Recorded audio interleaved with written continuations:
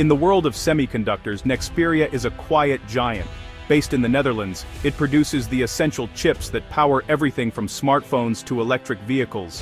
While not as famous as Intel or Nvidia, Nexperia's components are the backbone of modern electronics, especially in the automotive sector.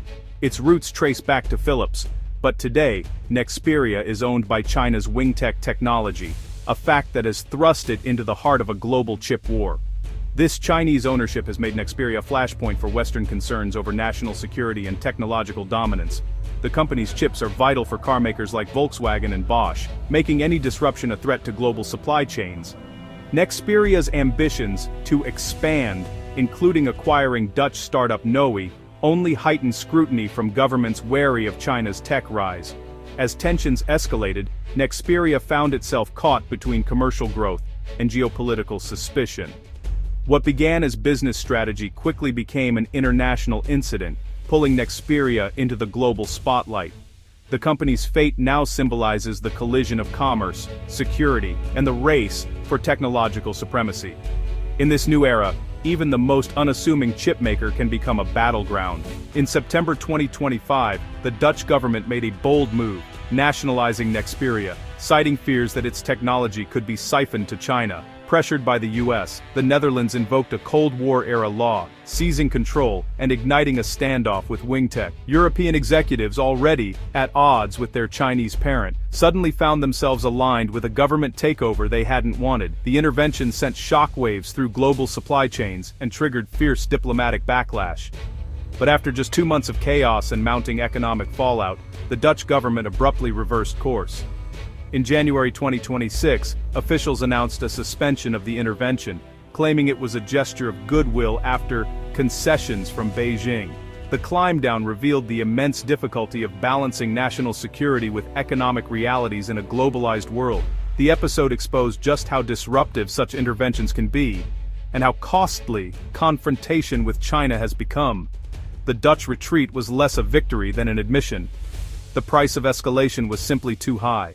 The Dutch intervention and China's swift retaliation hit the automotive industry hardest. Nexperia's chips are essential for everything from power steering to airbags. When shipments stopped, car factories worldwide ground to a halt. In October 2025, Nexperia's Hamburg plant halted wafer shipments to China, citing payment disputes.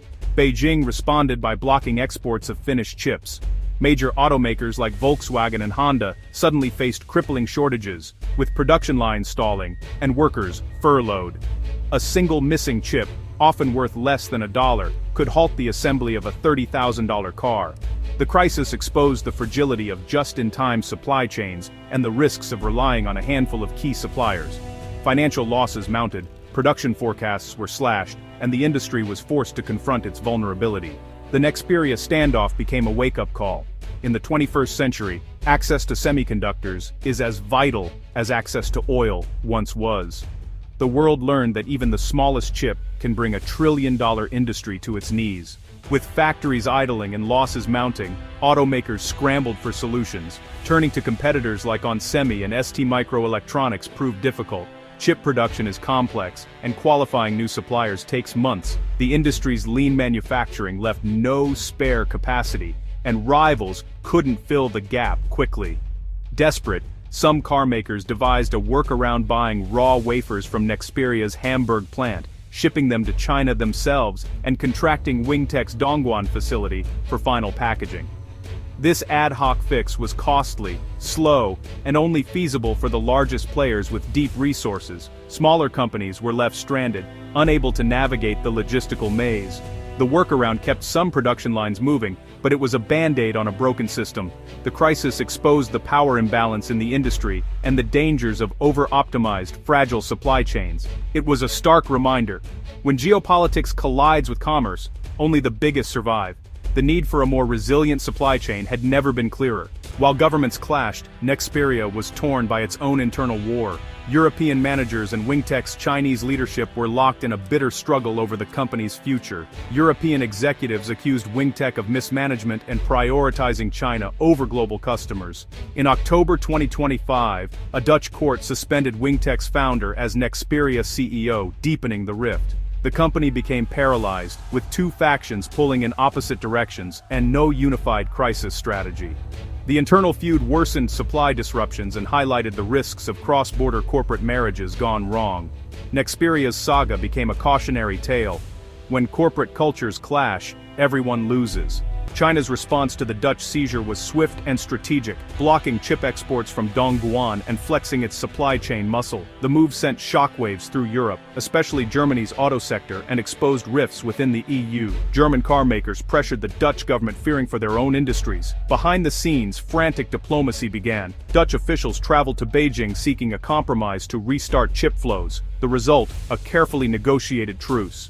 The Netherlands suspended its intervention and China granted exemptions for Western firms to resume chip exports. Both sides claimed partial victory. China regained control, and Europe got its chips. The episode showed that economic interdependence can be weaponized, and that even rivals must sometimes negotiate. The crisis left Europe more aware than ever of its technological vulnerabilities. The lesson was clear. In the chip war, no country can go it alone. Diplomacy, not just confrontation, is now a key tool in the battle for tech supremacy. The Nexperia crisis is just one front in the global chip war, a battle for control over the future of technology and AI. Semiconductors are the foundation of everything from data centers to smart vehicles, and whoever controls them shapes the next era of innovation. Nexperia's chips may not power supercomputers, but they're essential for the infrastructure that enables AI. The dispute accelerated a global push for technological sovereignty, with the US, Europe, and China all investing billions to secure their own chip supply. Laws like the US CHIPS Act and the European CHIPS Act aim to rebuild domestic manufacturing and reduce reliance on rivals. The world is fracturing into competing tech blocks, and companies like Nexperia are caught in the crossfire. The era of pure economic efficiency is ending. Resilience and security now matter just as much. The chip war is reshaping globalization, forcing businesses to pick sides or risk being left behind. In this new landscape, supply chains are battlegrounds, and chips are the new currency of power.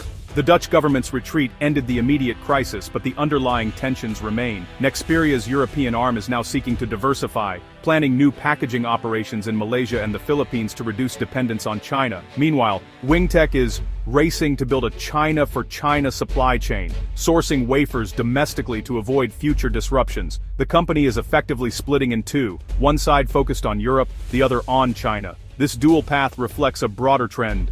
Global supply chains are fragmenting along geopolitical lines. The uneasy truce may not last, but it's bought time for both sides to prepare for the next round.